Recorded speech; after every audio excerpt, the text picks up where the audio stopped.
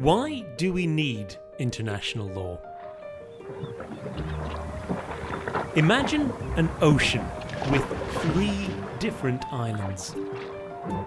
Each island does things its own way, inside its own territory, and each has its own laws. Each is what we call sovereign.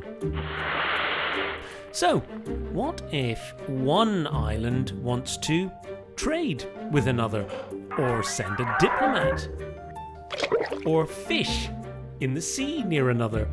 Whose law do they use? Well, this is where international law comes in.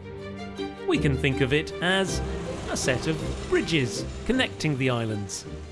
They provide a framework that everyone has agreed to, so things can happen smoothly most of the time.